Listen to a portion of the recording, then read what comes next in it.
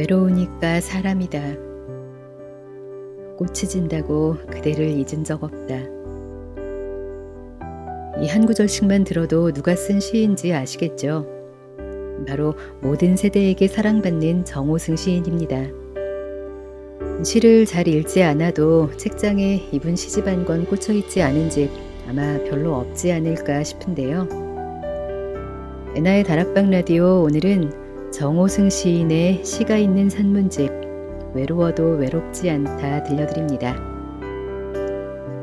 이 책은 정호승 시인이 50년 동안 써온 천여 편의 시 중에서 60편을 골라 그 시에 얽힌 이야기들을 함께 풀어놓은 책인데요. 작년 연말에 고1을 기념해 시인으로 살아온 삶을 정리하는 의미에서 펴낸 책이기도 합니다. 이 책에는 각 시를 쓰게 된 계기와 시와 인생에 관한 시인의 생각들이 고스란히 담겨 있어 평소 무심히 읽었던 시들을 더 깊이 있게 이해할 수 있게 해주는데요. 이 책에 이어 시가 있는 산문집 2편도 올해 발간을 목표로 준비 중이시라고 합니다. 정호승 시인의 시를 좋아하시는 분들에게는 선물 같은 책이 될 것 같습니다. 오늘은 책에 실린 60편의 시와 산문 중에서 울지 마라, 외로우니까 사람이다 라는 시구로 유명한 수선화에게, 그리고 고 김광석님의 노래로 더 많이 알려진 붙이지 않은 편지, 마지막으로 얼마 전 추미애 전 법무부 장관이 SNS에 전문을 공유해 화제가 되었던 산산조각까지 3편의 시와 그 시의 뒷이야기들 들려드리겠습니다. 오늘도 끝까지 편안하게 들어주세요.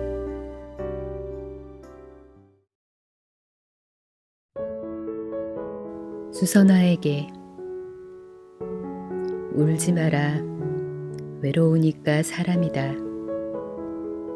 살아간다는 것은 외로움을 견디는 일이다.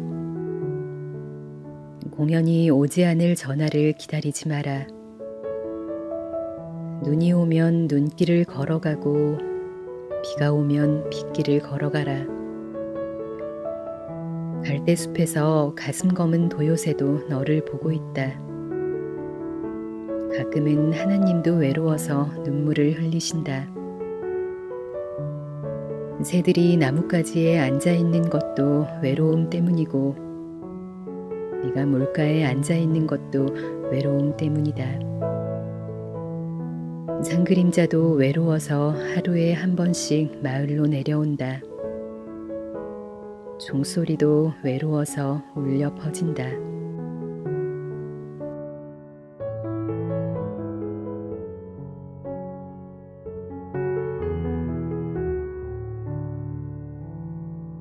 내 나이 48일 때 오랜만에 찾아온 친구가 대뜸 물었다. 호승아, 니는 요즘 안 외롭나? 나는 요즘 외로워 죽겠다. 와 이렇게 외로운지 모르겠다. 집사람한테 외롭고, 자식들한테 외롭고, 친구들한테 외롭고, 회사 동료들한테 외롭고, 이웃들한테 외롭고. 내가 왜 이렇게 외로운지 모르겠다. 시인인 니는 어떻노? 친구의 느닷없는 질문에 나는 잠시 말을 잃었다. 그러다가 약간 화가 난 듯한 목소리로 말했다. 그래, 나도 집사람한테 외롭다. 그런데 니는 지금까지 헛살았다. 나이 50이 다 됐으면서 아직도 내가 왜 외롭나 그런 생각하나? 네가 무슨 20대냐? 그러면 너는 요즘도 인간에게 왜 죽음이 존재하나 그런 고민하나? 우리가 인간이니까 외로운 거야. 외로우니까 사람이야. 외로움은 인간의 본질이야, 본질. 죽음이 인간의 본질이듯이. 삼라만상에 안 외로운 존재가 어딨노. 본질을 가지고 왜라고 생각하지 말란 말이야. 본질은 그냥 받아들이는 거야. 내가 한꺼번에 말을 쏟아놓자 친구가 내 얼굴만 물끄러미 쳐다보았다. 잠자리도 봐. 꼭 나뭇가지 끝에 앉잖아. 왜 그런지 알아?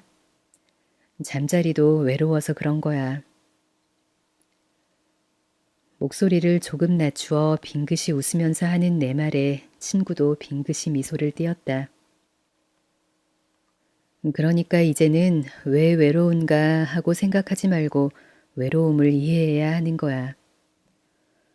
앞으로 우리가 살아가면서 더 뼈저린 외로움을 느끼게 될 거야. 그럴 때는 아, 내가 인간이니까 외롭지.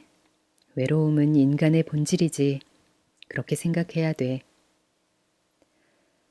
친구와 헤어지고 나서 친구한테 해준 말. 외로우니까 사람이야. 그 한마디가 오랫동안 내 가슴에서 떠나지 않았다. 그래서 결국 시 수선화에게를 쓰게 되었다. 인간의 외로움에 빛깔이 있다면 어떤 빛깔일까?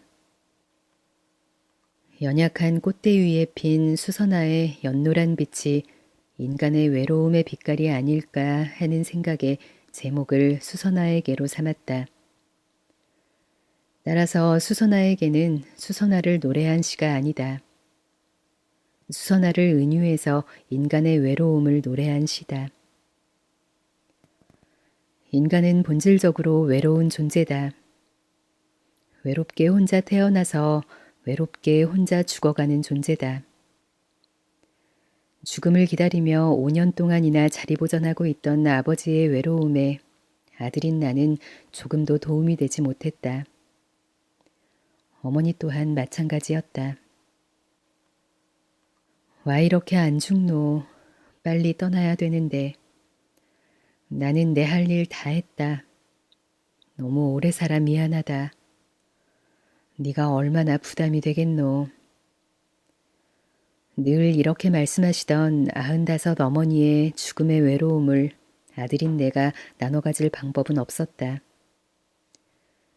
외로움은 인간 삶의 기본 명제다. 인간이 외로운 존재라는 사실을 이해하지 못하면 인간의 삶을 이해할 수 없다. 외롭기 때문에 인간인 것이다. 인간에게 있어 외로움은 우리가 매일 먹는 밥이나 물과 같다. 인간이니까 밥을 먹는 것이 당연한 것처럼 외로움 또한 인간이기 때문에 당연한 것이다. 인간 조건으로서의 그 당연한 외로움을 너무 아파하거나 고통스러워하지 말아야 한다. 요즘 가까운 이들한테 외롭다는 말을 들을 때마다 그건 당연한 거야. 외로우니까 사람이잖아. 하고 말한다. 또는 사람은 누구나 외로워. 나만 외로운 게 아니야. 외롭지 않은 사람은 없어. 하고 말한다. 그러면서 나 스스로 위안을 받는다. 나는 나와 가장 가까운 사람, 내가 가장 사랑하는 사람한테 가장 많은 외로움을 느낀다. 그것은 내가 그를 사랑하기 때문이다. 만일 사랑하지 않으면 외롭지 않을 것 같지만 그렇지 않다. 나는 사랑하지 않을 때 혼자이고 혼자일 때 외로움을 느낀다. 그러나 단순히 물리적으로 혼자 있을 때 외로움을 느끼는 것은 아니다. 내가 외롭다는 것은 인간이 궁극적으로 혼자라는 사실을 의미하고 내가 언제 혼자인가 하는 문제는 내가 언제 외로운가 하는 문제와 같다. 그렇지만 결국 아무도 진정으로 나를 사랑해주지 않을 때 외로움을 느끼고 내가 진정으로 아무도 사랑하지 않을 때 외로움을 느낀다. 인간은 사랑의 존재다. 사랑받고 싶은 존재한테 사랑을 받지 못해도 외롭고 사랑하고 싶은 존재를 진정 사랑해도 외롭다. 이 모순된 외로움의 본질을 내가 이해해야 한다. 사랑과 외로움의 모순적 본질을 이해하는 과정이 바로 내 삶의 과정이다. 외로움과 고독은 유사하지만 서로 다른 영역이다. 외로움이 상대적이고 사회적인 영역이라면 고독은 절대적이고 존재적인 영역이다. 너와 나의 상대적 관계는 외로움의 영역에 속하고 신과 나의 절대적 관계는 고독의 영역에 속한다. 그래서 사회적 의미를 내포하고 있는 외로운 이웃들이라는 표현이 고독한 이웃들이라는 표현보다 더 옳다. 요즘 사회적 문제로 대두되는 고독사 또한 외로운 죽음이라는 의미라고 할 수 있다. 따라서 혼자와 홀로도 서로 다른 의미를 지닌다. 혼자는 상대적 영역이고 홀로는 절대적 영역이다. 법정 스님께서 사람은 때때로 홀로 있을 줄 알아야 한다 라고 말씀하셨는데 여기에서 홀로는 절대적 영역이다. 내 존재의 의미와 가치를 생각하는 절대적 시간을 가지고 자신의 삶을 성찰할 수 있어야 한다는 뜻일 것이다. 만일 홀로를 혼자로 바꿔서 사람은 때때로 혼자 있을 줄 알아야 한다라고 생각해 보면 법정 스님께서 하시고자 한 말씀의 뜻과는 거리가 멀어진다. 연인 관계에서도 요즘 당신이 나를 사랑해 주지 않으니까 내가 너무 고독해 라고 했다면 그것은 내가 너무 외로워 라고 해야 맞다. 나는 인간의 고독의 영역도 중요하지만 일상의 상대적 삶에서 오는 외로움의 영역이 보다 더 중요하다고 생각한다. 급변하는 현대사회의 다양성 속에서 개인주의가 만연해질수록 외로움 때문에 삶이 파괴되는 이들이 점차 늘어나기 때문이다. 그런 의미에서 시는 외로움의 또 다른 이름이고 상처와 고통의 또 다른 이름이며 사랑의 또 다른 이름이다. 인생이 외로움과 상처와 고통과 사랑으로 이루어지듯 시 또한 마찬가지다. 독자들이 시집에 사인을 해달라고 할 때 내가 가장 많이 쓰는 구절은 외로우니까 사람입니다. 이다. 그렇게 쓸 때마다 인간은 본질적으로 외로운 존재라는 사실을 깨닫는다. 나는 언제나 외로워도 외롭지 않다.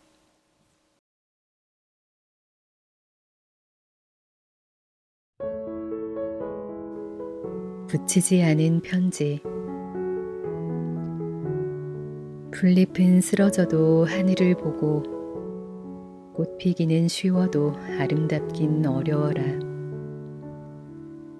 시대의 새벽길 홀로 걷다가 사랑과 죽음의 자유를 만나 먼 강바람 속으로 무덤도 없이 세찬 눈보라 속으로 노래도 없이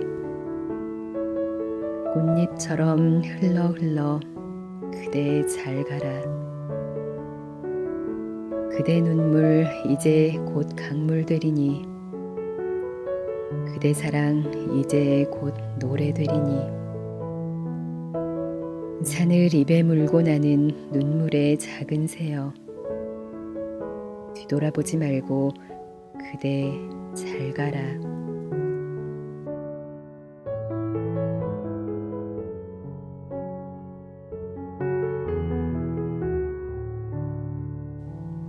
가수 김광석을 한번 만난 적이 있다. 그가 세상을 떠나기 몇 해 전 서울 종로 5가 기독교 100주년 기념관 대강당에서 열린 그의 공연에서 관객의 입장으로 만난 적이 있다. 벌써 20여 년 전 일이라 정확히 기억나지는 않지만 그의 공연에 나 혼자 간 것만은 분명하다. 내가 왜 어떤 기회로 그곳까지 가서 김광석의 공연을 처음이자 마지막으로 보게 되었는지는 불분명하다. 그때만 해도 나는 40대 중반의 나이이고 김광석은 30 안팎의 청년이었으므로 그와 나의 연결고리를 찾긴 힘들다. 더구나 당시만 해도 내가 한 가수의 공연장을 찾아다닐 정도로 그 어떤 음악적 열정을 지니지 않고 있었고 더구나 김광석이 어떤 가수인지도 잘 모르는 상태에서 왜 그의 공연을 찾게 되었는지 정확하게 기억하기는 어렵다. 아마 기독교 100주년 기념관 인근에 월간 현대문학 사무실이 있어 그곳에 들렀다가 즉석에서 마음이 끌려 김광석 콘서트에 간 게 아닌가 싶다. 나는 그때 그곳에서 김광석의 노래를 처음 들었다. 주위를 둘러보자 20대 젊은 사람들이 대부분이어서 쑥스러운 마음으로 자리가 좀 비어있는 맨 위쪽 끄트머리 객석에 앉아 그의 노래를 들었다. 그는 기타를 들고 주로 앉아서 노래를 불렀던 듯한데 내가 너무 멀리 있었던 탓으로 그의 모습이 조그만 점처럼 기억될 뿐이다. 그렇지만 그의 노랫소리만은 애잔하게 내 가슴을 깊게 파고들었다. 그때 무슨 노래를 들었는지 정확하게 기억하긴 어렵지만 아마 지금 우리가 좋아하는 이등병의 편지, 먼지가 되어, 거리에서, 서른 즈음의 등을 불렀을 것이다. 나는 2시간 남짓 그의 노래를 처음 들으며 그의 노래가 인간이 지닌 슬픔의 곡조를 드러내는 비애의 노래라고 생각했다. 그 뒤 김광석을 잊고 살았다. 그는 31살에 불현듯이 세상을 떠났지만 나는 50의 나이가 되어 더욱 지친 삶을 살고 있었다. 그런 어느 날 우연히 신문을 보다가 가객이라는 제목으로 김광석을 기리는 기념 음반이 출시되었고 김광석과 다른 가수들의 목소리로 붙이지 않은 편지가 그 음반에 수록돼 있다는 사실을 알게 되었다. 뜻밖이었다. 김광석이 세상을 떠나기 전 마지막으로 부르고 녹음한 노래의 노랫말이 내가 쓴 붙이지 않은 편지라는 사실에 마음이 깊이 아려왔다. 얼른 음반을 구입해 김광석이 부른 붙이지 않은 편지를 들어보았다. 음악에 대해 무지한 내가 뭐라고 말할 수는 없지만 산을 입에 물고 나는 눈물의 작은 새여라는 부분에서는 나도 모르게 가슴이 먹먹해졌다. 그 무렵 음악 저작권 협회 직원 한 분이 내게 전화를 해 회원 가입을 적극 권유해왔다. 김광석의 붙이지 않은 편지에 대한 저작료가 발생되는데 정시인이 회원이 아니기 때문에 저작료를 지급할 수가 없다. 회원 가입을 하라. 더구나 1984년에 발표된 이동원의 이별 노래에 관한 저작료 또한 회원이 아니기 때문에 10여 년 넘게 저작료를 지급할 수 없었다. 이제 회원 가입을 꼭 해야 한다. 권유를 받았지만 나는 회원 가입할 생각이 없었다. 나는 문학인이지 음악인이 아니다. 시 또한 시로 쓴 것이지 노래를 만들기 위해 작사한 게 아니다. 시가 노래로 만들어졌다 하더라도 나와는 아무 상관없는 일이다 라는 편협한 생각에 빠져 있었다. 나의 이러한 생각이 답답했던지 음악 저작권 협회 관계자는 붙이지 않은 편지를 작곡한 백창우 씨의 연락처를 알려주면서 백창우 씨와 꼭 상의하라고 일러주었다. 나는 백창우 씨와 통화하게 되는 과정 속에서 시와 노래가 한 몸이라는 사실을 이해하게 되었다. 시 속에 노래가 있고 노래 속에 시가 있다는 사실을 비로소 깨닫게 되었다. 따라서 회원에 가입해야 붙이지 않은 편지에 관한 저작료를 받을 수 있다는 백창우 씨의 권고에 힘입어 음악 저작권 협회 회원에 가입하고 조금씩 발생되는 저작권료를 지급받기 시작했다. 시 붙이지 않은 편지는 1987년 9월 30일에 발간된 내 3번째 시집 새벽 편지에 수록된 시다. 당시 우리 시대는 박정희 유신 시대는 끝났으나 전두환 정권이 들어섬으로써 군사 독재 정권이 연장된 어둠의 시대였다. 나라를 사랑하는 수많은 청년들이 시대의 고통에 분신하고 목숨을 버리던 희생의 시대였다.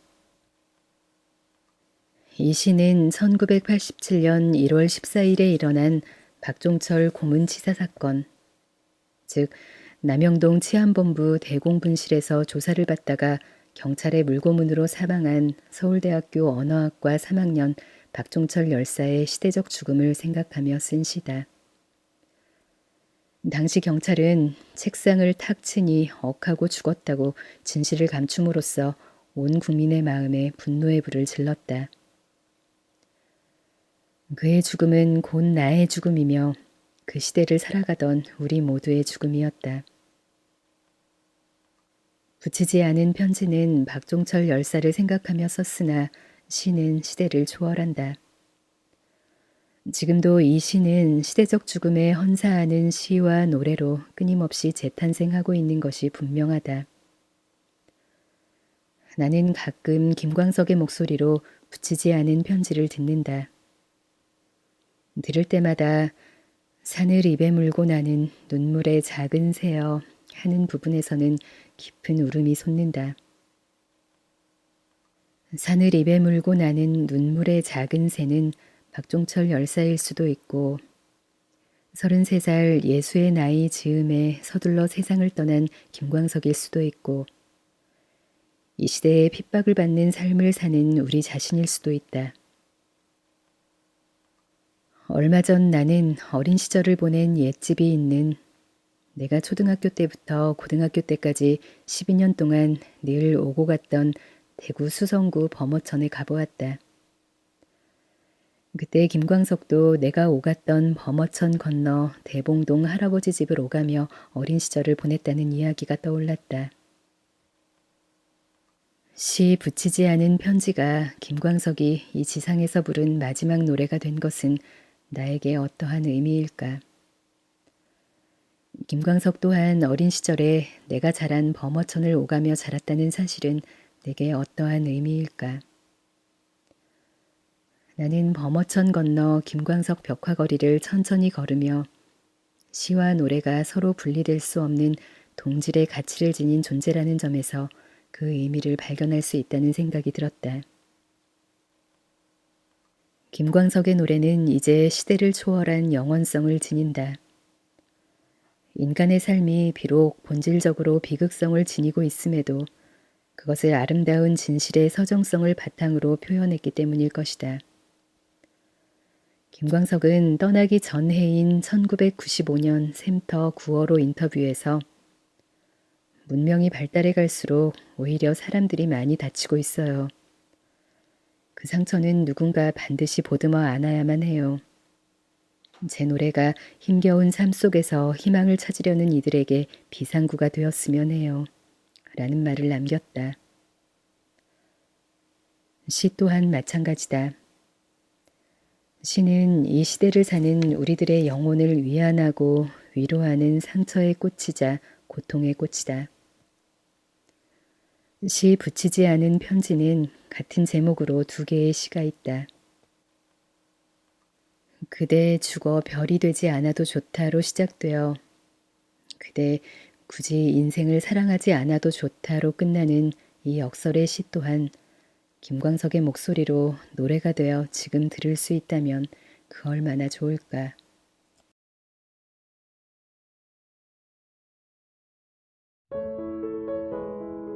산산조각. 룸비니에서 사온 흙으로 만든 부처님이 마룻바닥에 떨어져 산산조각이 났다. 발은 팔대로, 다리는 다리대로, 목은 목대로, 발가락은 발가락대로 산산조각이나 얼른 허리를 굽히고 무릎을 꿇고 서랍 속에 넣어두었던 순간 접착제를 꺼내 붙였다. 그때 늘 부서지지 않으려고 노력하는 불쌍한 내 머리를 다정히 쓰다듬어 주시면서 부처님이 말씀하셨다. 산산조각이 나면 산산조각을 얻을 수 있지. 산산조각이 나면 산산조각으로 살아갈 수 있지.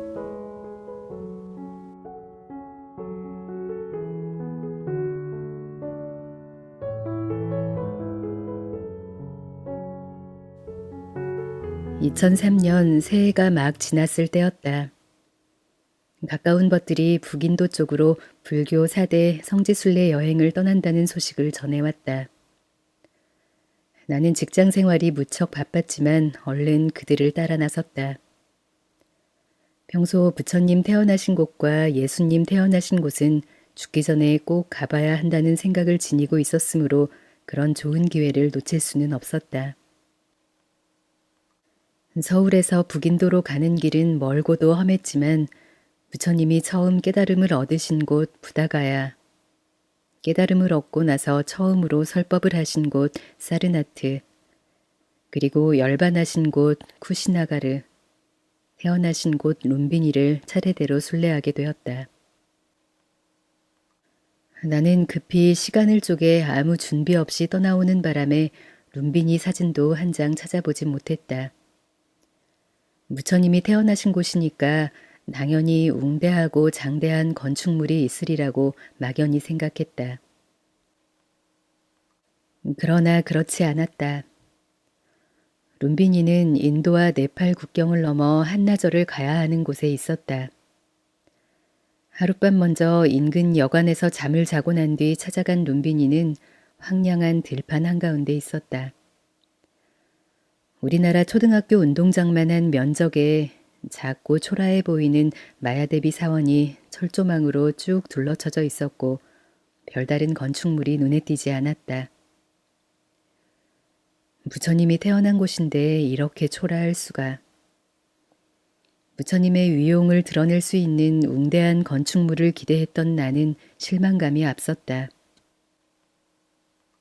그곳에선 인도를 통일한 아소카 대왕이 세운 7m 높이의 둥근 돌기둥 하나가 가장 먼저 눈에 들어왔다.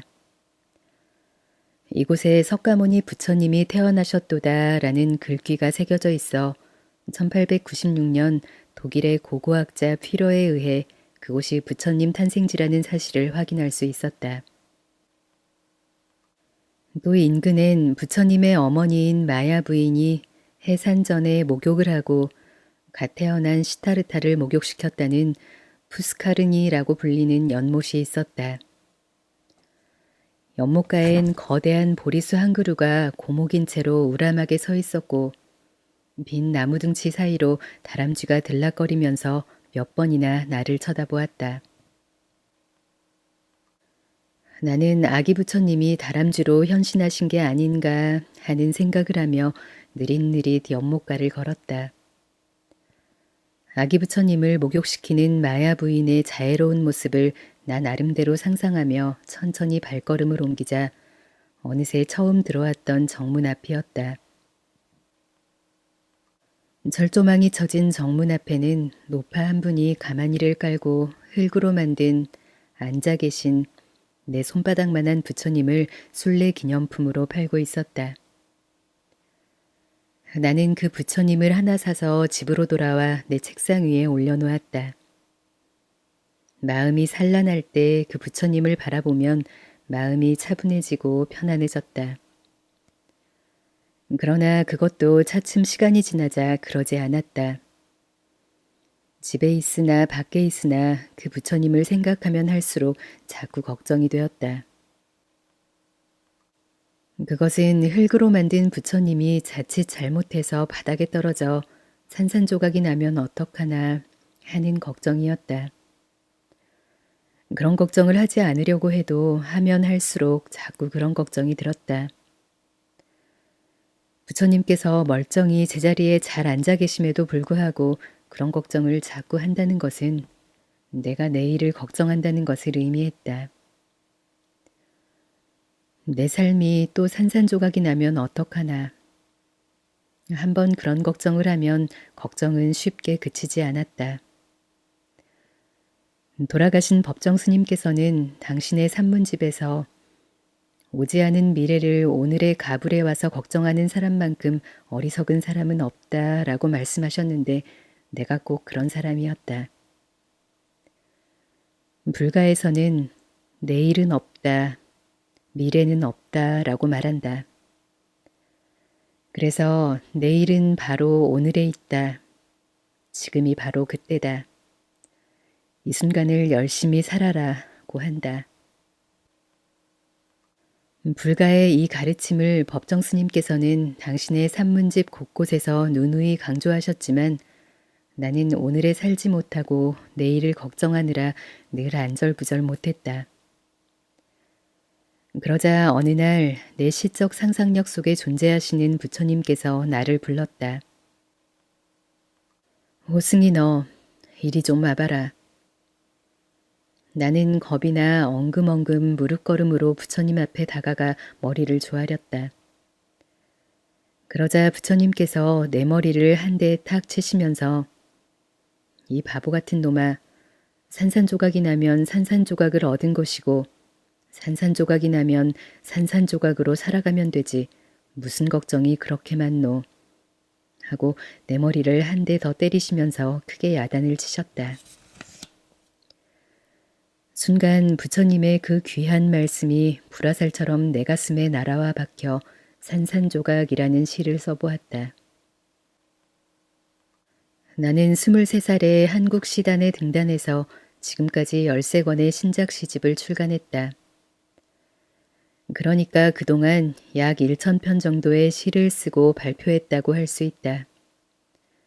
그 중에서 내 인생에 큰 힘과 용기를 주는, 내 인생을 위로하고 위안해주는 단 한 편의 시를 꼽으라면 바로 이 시 산산조각을 손꼽을 수 있다. 내가 쓴 시 중에서 내가 늘 가슴에 품고 다니는 단 한 편의 시가 있다면 바로 이 산산조각이다. 지금도 나는 하루하루의 삶에서 견디기 힘들 정도의 고통스러운 일에 부닥치면 오늘도 산산조각을 얻었다고 생각하고 오늘도 산산조각으로 살아가면 되지 뭐 하고 생각한다. 그러면 놀랍게도 나를 그토록 힘들게 하던 고통이 다소 가라앉는 것을 느낄 수 있다. 물론 완전히 가라앉는 게 아니라 어디까지나 다소 가라앉는다. 전부가 아니라 할지라도 다소 덜 고통스러워지는 것, 그게 어디인가. 산사의 범종에 금이 가면 종을 칠 때마다 깨어진 종소리가 난다. 그러나 종이 완전히 금이 가고 깨어져 산산조각이 나면 그 파편 하나하나를 칠 때마다 제각기 맑은 종소리를 낸다. 깨어진 종의 파편이므로 깨어진 종소리가 나리라고 생각되지만 그게 아니다. 깨어진 종의 파편 하나하나가 제각기 종의 역할을 한다. 내 삶이 하나의 종이라면 그 종은 이미 산산조각이 났다. 그러나 나는 산산조각 난 내 삶의 파편을 소중히 거둔다. 깨어진 종의 파편마다 맑은 종소리가 숨어 있기 때문이다.